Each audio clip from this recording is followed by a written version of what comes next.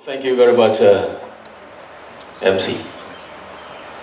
I will start by acknowledging the presence of very important people here, and then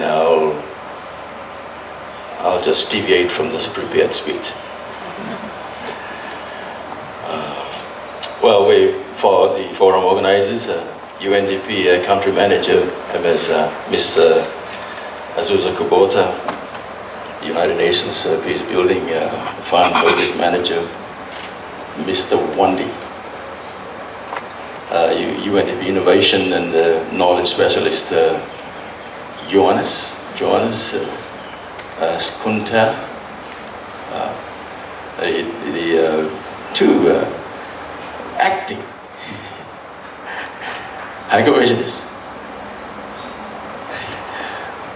Acknowledge your presence here with us, senior government officials.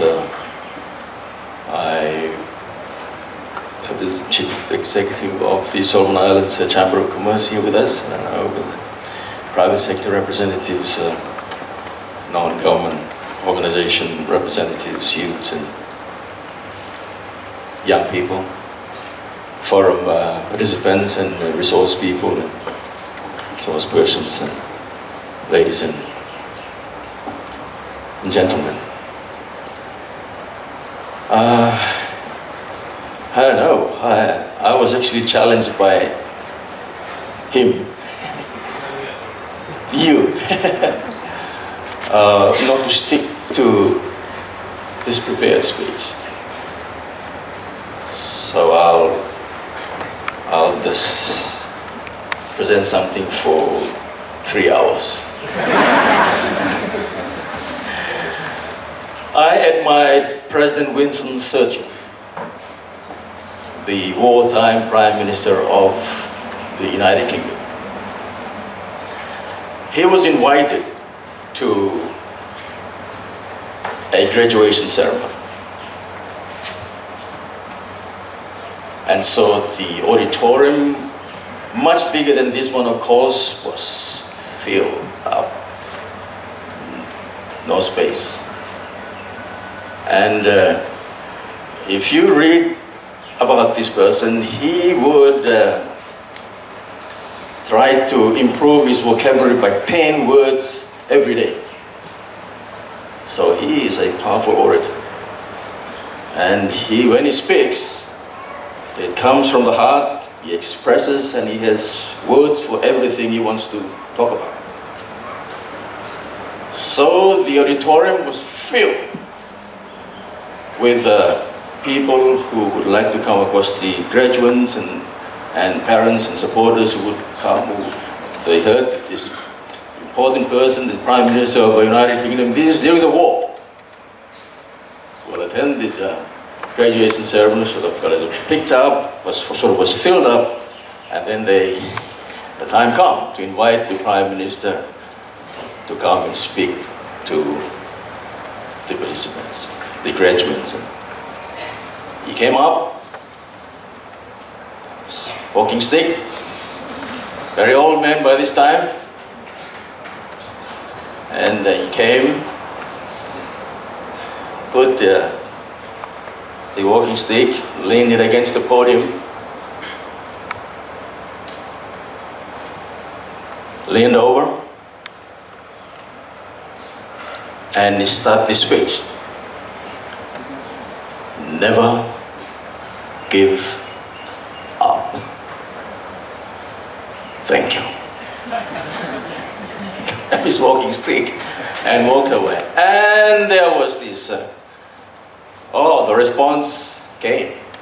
There was clapping, and people were, did not stop clapping. The message was right, was correct, was fitting for that time. Never give up. This is during the war. And of course came this very famous statement, we shall fight in the, in the sea, in the land, in the air, and we shall not give up, and we shall defeat the enemy. And the people of the United Kingdom responded to that call. Never give up. They won the war. They won that statement inspired this Prime Minister.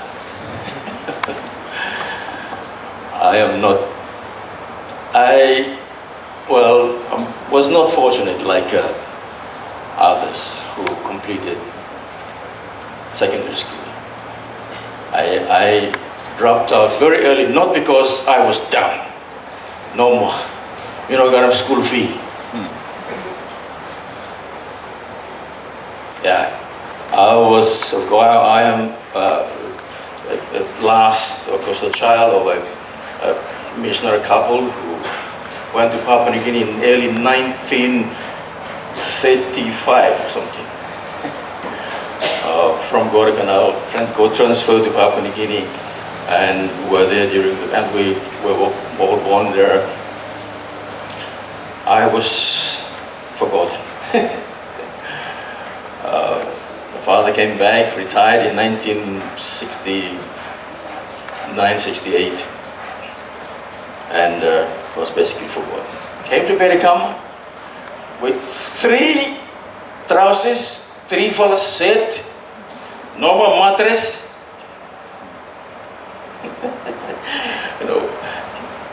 The bed is empty all the time because they didn't know, is there anyone in this bed? I would wake up about 4 o'clock in the morning, fold this mud, was an old woman now. It's very black because you see you go sweat and sleep blow him. But very dirty, so I would fold them up, put them on top, and go to school. Got the long story short. 3 trousers, 1 for school, 1 for school service, and walk line. And whenever this is the worship time, we would go very early because I don't want to go after with no shoes on. You would go and sit right in the corner and then watch as these people come in with neckties and long end shirts and whatever, they long sleeve shirts and come in. Wow, and it's wow. Yeah, man.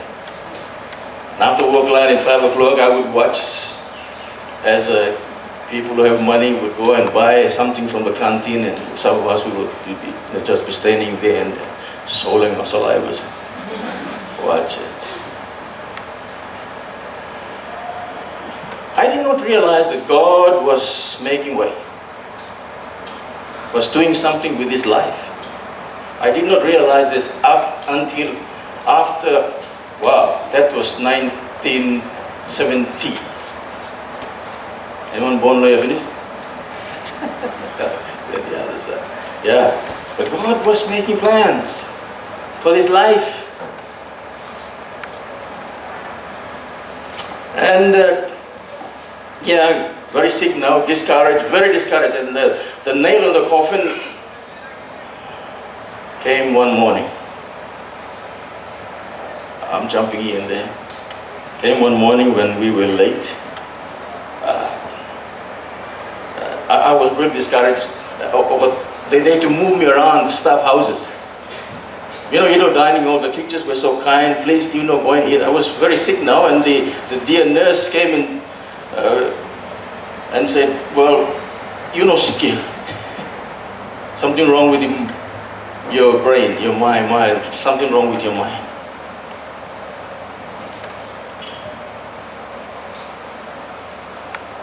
You're sick, now. Sick, and if you stop more, I'm sick, die now. Yeah? The nail on the coffin came that morning. I was late for about 3 minutes. And Mr. Myers, our geography teacher, at his early morning session, and he was standing in front of the door, to the classroom, and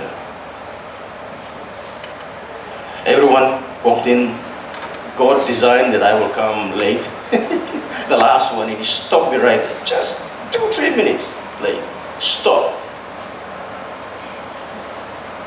Wrong person. Yeah, I don't take that like open humiliation. Some people can. I don't. I find it very difficult. So he stood me up for 45 minutes in front of the class. When everybody was sitting there, writing, taking notes, I was standing in front. Look, no good uniform here. You go to sum up people here, make him tight there. So, really, it's not a pleasant sight to see, eh? No, look good. I stood there for 45 minutes. And then he said to me after 45 minutes, you go and see Mr. Smith tomorrow. All right, I jumped out and went straight to the bus. Stayed there until, about 9 o'clock in the night. Came back with a big pot of cassava to feed my schoolmates. And the morning came. Yes, it was Mr. Myers again, early class. I went in there and he said, as we walked in, he stopped me right at the door and said, did you see Mr. Smith? I tell you, did you see Mr. Smith? I said, if you want to see Mr. Smith, you go and see Mr. Smith. Wrong thing to say, eh? And he grabbed me here by the neck and pulled me all the way to Mr. Smith's house, the principal. Mr. Smith, of course, was watching all this thing, and he said, as we were approaching him, and he said, hold it. What is he done so seriously wrong that you give him that kind of treatment? Just come. He sent him away. Get up. He hugged me. First hug I got for many years. Yeah. I feel so good. I feel so good.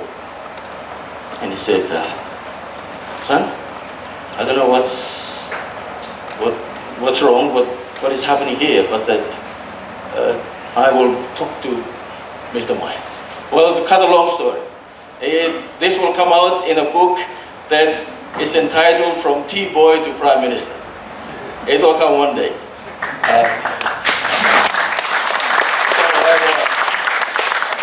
I went to him, I just can't take it anymore. And in fact, what kept ringing in my ear was what Mr. Myers kept telling me. He grabbed me, pulled me, and he said, people like you will be nothing. You are nothing. I tell you, you are nothing. You will be Mr. Nobody in this country. That registered in my brain. I'm not Mr. Nobody. I left school because parents are paying school fee now. I'm not dumb.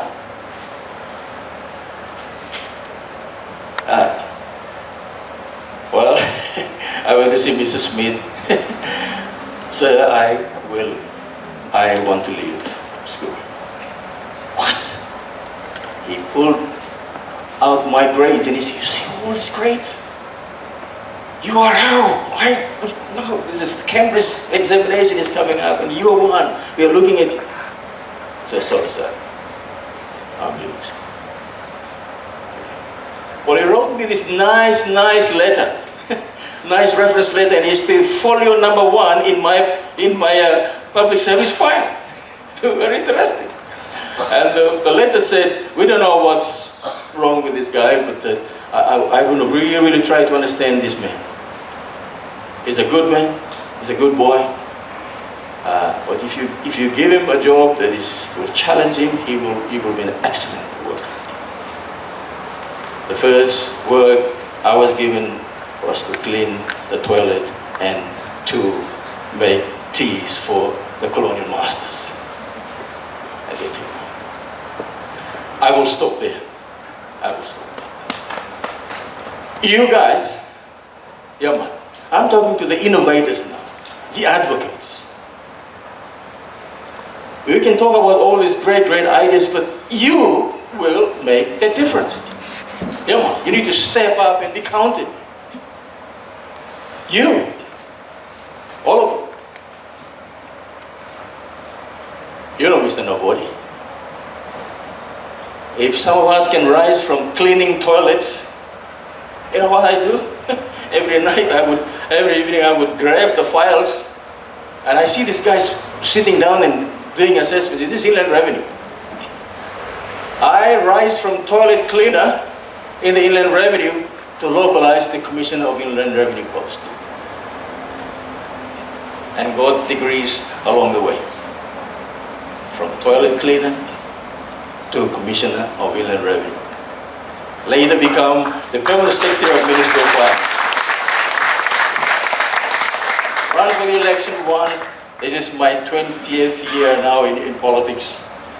3-time Prime Minister of this country, from toilet cleaner, Teaboy to the Prime Minister. We are counting on you to make a difference. Make use of the conference today. Government fully backs and supports the work that the United Nations is doing to address the issues of the youth, and of course to make youth active participants in peace building. I will stop there. Thank you very much for listening.